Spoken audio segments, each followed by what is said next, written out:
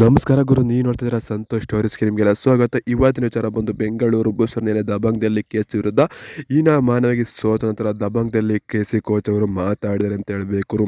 ಏನಂತ ಮಾತಾಡಿದಾರೆ ದಬಂಗ್ದಲ್ಲಿ KC coach ಅವರೆಲ್ಲ ಸಂಪೂರ್ಣ ಮಾಹಿತಿ ಕೊಡ್ತೀನಿ. ಅದಕ್ಕಿಂತ ಮುಂಚೆ ಇನ್ನು ನಮ್ಮ ಚಾನಲ್ಗೆ ಸಬ್ಸ್ಕ್ರೈಬ್ ಆಗಿಲ್ಲ ಅಂದರೆ ಕೂಡಲೇ ಕಡೆ ಕಾಣೋ ಸಬ್ಸ್ಕ್ರೈಬ್ ಬಟನ್ ಮೇಲೆ ಕ್ಲಿಕ್ ಮಾಡಿ ಸಬ್ಸ್ಕ್ರೈಬ್ ಆಗಿ, ಹಾಗೆ ಪಕ್ಕದ ಬೆಲ್ಲೈಕೆ ಪ್ರೆಸ್ ಮಾಡಿ ಆಲ್ ಅಂತ ಸೆಲೆಕ್ಟ್ ಮಾಡಿ. ಯಾಕಂದ್ರೆ ಮಾಡೋ ಪ್ರೆಸೆಂಟ್ ಎಲ್ಲಕ್ಕಿಂತ ಮುಂಚೆ ನೀವು ನೋಡ್ಬೋದು ಗುರು. ಸಬ್ಸ್ಕ್ರೈಬ್ ಆದ್ರೆ ಹಾಗಾದರೆ ಬನ್ನಿ, ತಡ ಮಾಡೋದಕ್ಕೆ ವಿಡಿಯೋನ ಶುರು ಮಾಡೋಣ ಗುರು. 2024 ನಮ್ಮ ಬೆಂಗಳೂರು ಬುಲ್ಸ್ ಅಂದ್ಕೊಂಡಂಗೆ ಏನೂ ಕೂಡ ಆಗ್ತಾಯಿಲ್ಲ ಅಂತ ಹೇಳ್ಬೇಕಿತ್ತಾಗೆ. ಮ್ಯಾಚು ಕೂಡ ಗೆಲ್ತಾಯಿಲ್ಲ. 7 ಅಂಕದಲ್ಲಿ 1 ಪಾಯಿಂಟು ಕೂಡ ಸಾಲ್ತಿಲ್ಲ. 7 ಪಾಯಿಂಟ್ದಲ್ಲೂ ಕೂಡ ಸೋಲ್ತಾಯಿಲ್ಲ ಬೆಂಗಳೂರು ಬುಲ್ಸ್ ಅಂತ ಹೇಳ್ಬೇಕು. ಈ ನಮ್ಮ ಮನೆಗೆ ಸೋಲ್ತಾರೆ ನಮ್ಮ ಬೆಂಗಳೂರು ಬುಲ್ಸ್ ಈ ವರ್ಷ ಅಂತ ಹೇಳ್ಬೇಕು. ಕಳೆದ ವರ್ಷನೂ ಕೂಡ ಇದೇ ರೀತಿ ಆಡ್ತಿರು, ಆದರೆ ಒಂದೊಂದು ಅಂಕ ತಾಳರು ಬೆಂಗಳೂರು ಬುಲ್ಸ್ ಅದಕ್ಕೆ ಸ್ವಲ್ಪ ಹೆಲ್ಪ್ ಆಗಿತ್ತು ಲಾಸ್ಟಲ್ಲಿ ಅಂತ ಹೇಳಬೇಕು. ಆದರೆ ಈ ವರ್ಷ ಏನು ತಾತಿಲ್ಲ. 10 ಪಾಯಿಂಟು, 11 ಪಾಯಿಂಟು, 12, 8 ಈ ರೀತಿ ಸೋಲ್ತಾ ಇದ್ದಾರೆ ಬೆಂಗಳೂರು ಬುಲ್ಸ್ ಅಂತ ಹೇಳ್ಬೇಕು 2024. ಈಗ ನೆನ್ನೆ ಕೂಡ ದಬಂಗ್ದಲ್ಲಿ ಕೇಸ್ ಇರೋದ ನಮ್ಮ ಡಿಫೆಂಡರ್ಸ್ಗಳು ನಿತಿನ್ ರಾವನ್ ಬಿಟ್ಟು ಅಂದರೆ ಯಾರು ಕೂಡ ಚೆನ್ನಾಗಿ ಆಡಲಿಲ್ಲ ಅಂತ ಹೇಳಬೇಕು. ಮತ್ತು ರೈಡಿಂಗಲ್ಲಿ ಅವರು ಕೂಡ ಪಾಯಿಂಟ್ ತಂದರು ಅಂತ ಹೇಳಬೇಕು. 1 ಪಾಯಿಂಟ್. ಇನ್ನು ಪ್ರದೀಪ್ ನರವಾಲ ಅವರು 5 ರೈಡ್ ಪಾಯಿಂಟ್ ಅಷ್ಟೇ ಅಂತ ಹೇಳಬೇಕು. ಇನ್ನು ಯಾರು ಕೂಡ ರೈಡಿಂಗಲ್ಲಿ ಮಿಂಚಲಿಲ್ಲ ಅಂತ ಹೇಳಬೇಕು ಗುರು. ಇನ್ನು ಆ ಕಡೆ ಹೋಯ್ತು ಅಂತಂದರೆ ಗೊತ್ತಿರ್ಬೋದು, ಆಶು ಮಲ್ಲಿಕ್ ಅವರು ಸಖತ್ತಾಗಿ ಆಡ್ರು, ಯೋಗೇಶ್ ಅವರು ಕೂಡ ಸಖತ್ತಾಗಿ ಆಡ್ರು, ಅವ್ರು ಇಬ್ಬರು ಚೆನ್ನಾಗಿ ಆಡ್ರು ಅಂತ ಹೇಳಬೇಕು.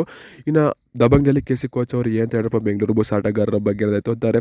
ನಾವು ಬೆಂಗಳೂರು ಬುಲ್ಸ್ ವಿರುದ್ಧ ಗೆಲ್ಲಲೇಬೇಕಿತ್ತು, ಯಾಕಂತಾರೆ ಕಳೆದ ಮ್ಯಾಚು ಅವ್ರ ವಿರುದ್ಧ ಸೋತಿದ್ದು, ಮತ್ತು ಅವ್ರ ವಿರುದ್ಧ ಗೆದ್ದು ಸಿಯನ್ನು ತೀರಿಸ್ಕೋಬೇಕಿತ್ತು ಅಂತ ಹೇಳಬೇಕು. ಬೆಂಗಳೂರು ಬುಲ್ಸ್ ನಮಗೆ ಫೈಟ್ ಕೊಡ್ತಾರೆ ಅಂತ ಅಂದ್ಕೊಂಡಿದ್ದಾರೆ. ಅಷ್ಟೊಂದು ಫೈಟ್ ಕೊಡಲಿಲ್ಲ, ಸುಲಭವಾದ ಜಯ ಸಿಕ್ತು ಅಂತ ಹೇಳಬೇಕು. ಮತ್ತು ನಮಗೆ ಪಾಯಿಂಟ್ ಟೇಬಲಲ್ಲಿ ಮೇಲಕ್ಕೆ ಹೋಗೋಕ್ಕೆ ಬೆಂಗಳೂರು ಬುಲ್ಸ್ ತುಂಬಾ ಸಹಾಯ ಮಾಡಿದೆ ಅಂತ ಹೇಳಬೇಕು. ಇದು ತುಂಬಾ ಖುಷಿ ಆಗುತ್ತೆ.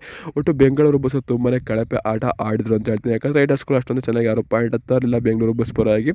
ಇದು ನಮಗೆ ತುಂಬಾ ಖುಷಿ ಆಯಿತು, ನಮಗೆ ತುಂಬಾ ಹೆಲ್ಪ್ ಆಯಿತು. ಬೆಂಗಳೂರು ಬುಲ್ಸ್ ಅವರು ಸೋತಿದ್ದು ತುಂಬಾ ಹೆಲ್ಪ್ ಆಯಿತು ನಮಗೆ. ನಾವು ಪಾಯಿಂಟ್ ಟೇಬಲಲ್ಲಿ ಮೇಲಕ್ಕೆ ಹೋಗೋಕ್ಕೆ ಫುಲ್ಲು ಪಾಯಿಂಟ್ ನಾವೇ ತಾಣೋದು ಅಂತ ಹೇಳಬೇಕು. ಅವ್ರಿಗೆ ಒಂದು ಅಂಕನೂ ಕೂಡ ಸಿಗಲಿಲ್ಲ. ಇದು ತುಂಬಾ ಖುಷಿ ಆಗ್ತು ಅಂತ ದಬಂಗ್ದಲ್ಲಿ ಕೆಸಿ ಕೋಚ್ ಅವರು ಹೇಳಿದ್ರು ಅಂತ ಹೇಳಬೇಕು. ಇದರ ಬಗ್ಗೆ ನಿಮ್ಮ ಅನಿಸಿಕೆ ಏನು ಅಂತ ಕಮೆಂಟ್ ಮಾಡಿ ಗುರು. ಬೆಂಗಳೂರು ಬುಲ್ಸ್ ಅವರು ದಬಂಗ್ದಲ್ಲಿ ಕೇಸ್ ವಿರುದ್ಧ ಸೀಸನ್ನ ಮೊದಲನೇ ಗೆಲುವನ್ನು ತಾಂಡಿದ್ರು ಅಂತ ಹೇಳಬೇಕು. ಈಗ ನಾವು 3ನೇ ಗೆಲುವು ತಾತರಂತ ಎಕ್ಸ್ಪೆಕ್ಟ್ ಇಟ್ಕೊಂಡಿದ್ದು, ಆದರೆ ಅನ್ಎಕ್ಸ್ಪೆಕ್ಟೆಡ್ ಆಗೋಯ್ತು. ಅನ್ಎಕ್ಸ್ಪೆಕ್ಟೆಡ್ ಎಲ್ಲ ಇಟ್ಕೋಬೇಡಿ ಅಂತ ಬೆಂಗಳೂರು ಬುಲ್ಸ್ ಅವರು ಹೇಳಿದ್ದಾರೆ ಅಂತ ಹೇಳಬೇಕು. ಇದರ ಬಗ್ಗೆ ನಿಮ್ಮ ಅನಿಸಿಕೆ ಎಂದು ಕಮೆಂಟ್ ಮಾಡಿ. ಬೆಂಗಳೂರು ಬುಲ್ಸ್ ಅವರು ಮುಂದೆ ಬರೋ ಮ್ಯಾಚ್ಗಳೆಲ್ಲ ಗೆದ್ದು ಚೆನ್ನಾಗಿ ಆಡಿದ್ರೆ ಪ್ಲೇ ಆಫ್ಗೆ ಹೋಗೋ ಚಾನ್ಸ್ ಇರುತ್ತೆ. ಇಲ್ಲ ಅಂತ ಅಂದರೆ ನಮ್ಗಾರೆ ಎಂಟರ್ಟೈನ್ಮೆಂಟ್ ಕೊಡಂಗಾರ ಆಡ್ರಪ್ಪ. ಅಭಿಮಾನಿಗಳು ನೋಡ್ತಾ ಇರ್ತಾರೆ ತೆಲುಗು ಟೈಟನ್ಸ್ ತೆಲುಗು ಟೈಟನ್ಸ್ ಅವರು ಚೆನ್ನಾಗಿ ಆಡ್ರು, ಮತ್ತೆ ಇಲ್ಲಿಗೆ ಬಂದರು ಅಂತ ಹೇಳ್ಬೇಕು. ಅವ್ರು ಹೋಮ್ ಗ್ರೌಂಡ್ ಬಿಟ್ಟು ಹೋದ್ರೆ ಅವರು ಕೂಡ ಅಷ್ಟು ಚೆನ್ನಾಗಿ ಆಡ್ತಾಯಿಲ್ಲ. ಒಟ್ಟು ಪಾಯಿಂಟ್ ಟೇಬಲ್ ಚೆನ್ನಾಗಿ ಆಟ ಆಡ್ತಾರೆ, ನಮ್ಗಿಂತ ಚೆನ್ನಾಗಿ ಆಡಿದ್ದಾರೆ ಅಂತ ಹೇಳ್ಬೇಕು. ತೆಲುಗು ಟೈಟನ್ಸ್ ತಮಿಳ್ ತಲೆವಸರು ಕೂಡ ನೆನ್ನೆ ಗೆದ್ದರು ಅಂತ ಹೇಳ್ಬೇಕು. ಅವರು ಕೂಡ 4 ಮ್ಯಾಚ್ ಸತತವಾಗಿ ಸೋತ್ಕೊಂಡು ಬಂದಿದ್ರು, ಆನಂತರ ಅವರು ಕೂಡ ಗೆದ್ದರು ಅಂತ ಹೇಳ್ಬೇಕು. ಆದರೆ ಬೆಂಗಳೂರು ಬುಲ್ಸ್ ಯಾವಾಗ ಜಯದ ಹಾದಿ ಹಿಡಿತಾರೆ ಅಂತ ಗೊತ್ತಿಲ್ಲ. ಯಾವಾಗ ಹಿಡಿತಾರೆ ಅಂತ ಕಮೆಂಟ್ ಮಾಡಿ ಗುರು. ಸಿಗೋಣ ನೆಕ್ಸ್ಟ್ ವಿಡಿಯೋ. ಟಾಟಾ ಬಾಯ್, ಬಂದ ನಮಸ್ಕಾರ. ಜೈ ಬೆಂಗಳೂರು ಬುಲ್ಸ್. ಈ ಸಲ ಕಪ್ ನಮ್ಮದೇ ಗುರು, ಹೊಡಿಲೇಬೇಕು, ಹೊಡಿತೀವಿ. See you soon. Tata bye bye ಗುರು. ಏನಂತೀರ ಕಮೆಂಟ್ ಮಾಡಿ boss. Tata bye bye, see you soon.